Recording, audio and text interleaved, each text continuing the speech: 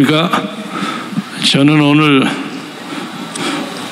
의견을 표시할 수 있는 기회가 있는 줄 모르고 목사님 기자회견한데 해서 그냥 배석하려고 왔는데 몇 마디 그냥 인상담만 얘기하겠습니다.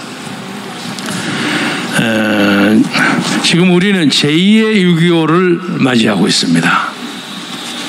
근데 71년 전에 6.25에 대해서 여러분이 잘 아시겠지만 그때는 국회에도 부의장이라는 불확치가 있었고 여러 가지 조사로 봐서 당시 육군참모총장도 그쪽에 포섭된 것처럼 보이고 바로 직전에 휴일에 일요일에 거의 대다수의 사병들 장병들을 휴가를 보냈고 의외로 그래서 뭔가 어떤 세력에 의해서 사전에 음모된 것이 아니냐 하는 거의 무방비한 상태에서 우리가 6.25를 맞이했습니다. 그러나 그 6.25를 극적인 반전을 통해서 이승만 대통령과 메가더 장군의 인천 상륙작전과 여러 우방 국가와 특히 대한민국의 젊은이들의 흘린 피로서 나라를 이만큼 유지했습니다. 근데 그동안 상당히 편안하게 지냈는데 여러 가지 사건이 있긴 했지만 갑자기 요새 보니까 이게 실질적으로 제2의 6.25가 되려고 하는 거예요. 그런데 보니까 이 공작하는 사람들이 서울 시내만 해도 곳곳에 있어요. 그때보다 상황이 훨씬 나쁩니다. 말이 심할지 모르지만 심지어 그런 사람이 청와대 안에도 있는 것 같아요.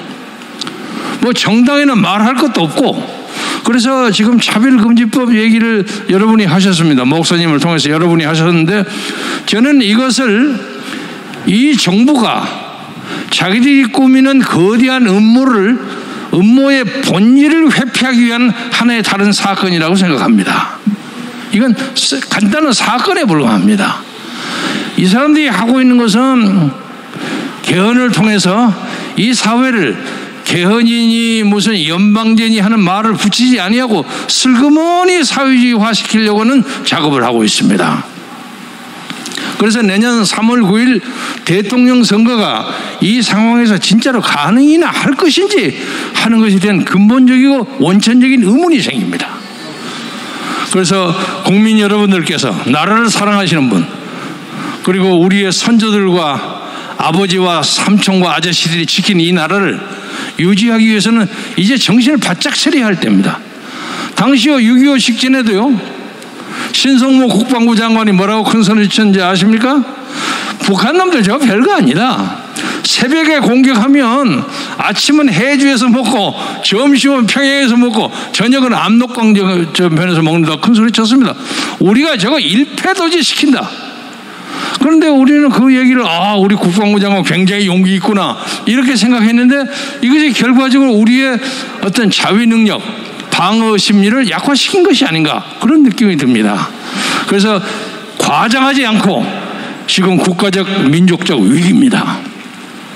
그래서 우리는 이번에 이런 제2의 6.25에 대한 방비도 하려니와 내년 3월 9일에 있을 대통령 선거에 대비해서 지금 저쪽에 더불어민주당은 뭐 이재명이니 뭐 등등이니 전당대회 일자니 뭐 하고 있는 거 그건 그대로 놔두고 그리고 거기는 분화가 될수록 우리에게 나쁘지 않습니다. 분화가 많이 될 겁니다. 이쪽에 소위 우파의 문제인데 흔히 하는 말로 좌파는 부패로 망하고 우파는 무슨 분열로 막았다는 말이 있어요. 그런데 요새 보니까 대통령을 하겠다는 사람 쭉 보면 장점도 있지만 다 약점이 조금씩 다 있어요. 근데 약점을 한참 얘기를 하다 보면 이거 단합을 하기가 어려워요. 예를 들면 유남욱의 전 검찰총장에 대해서 요새 제가 좀 지지하는 것처럼 보였던 모양이에요.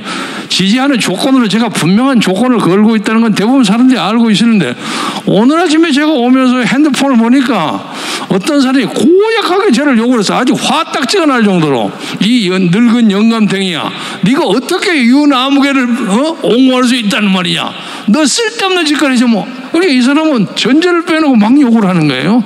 이것도 분열 공작의 하나라고 생각합니다. 아직은 구체적으로 목사님, 우리의 최고 지도자이신 목사님하고 구체적인 디테일을 얘기를 못했는데 사실은 오늘 제가 그 말씀을 드리려고 왔어요. 그런데 사전에 조금 맛보기로 말씀을 드리자면, 저는 이번에 이 북한에 그리고 대한민국 안에 있는 주사파들의 이 거대한 공세를 막기 위해서 전 국민적 전선을 만들고, 전 국민적 전선을 만들기 위해서 우파의 대동단결이 필요합니다. 그래서 대동단결을 저는 우파가 공동정부를 수립한다는 자세로, 우리 국민혁명당이 자리를 깔아놓으면 많은 사람들 다 여기 와서 진짜로 아주 자기 실력을 뽐내가지고 전부 경선해라.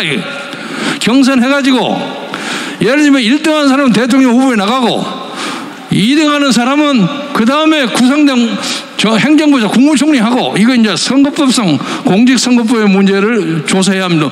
전부가 그 정부에 참여하는 그런 연합전선을 피면 이길 수 있지 않을까 하는 그런 생각을 가집니다. 그래서 아직 이건 목사님한테 제가 말씀 못 드렸습니다. 구체적으로.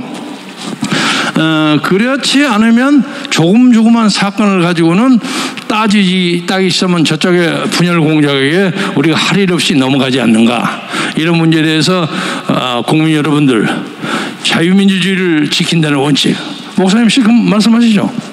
자유시장 경제, 한미동맹, 기독교 입국. 저는 기독교 입국을 목사님에게 자꾸, 이거 목사님 미안합니다만 신앙의 자유, 종교의 자유를 바꾸시다.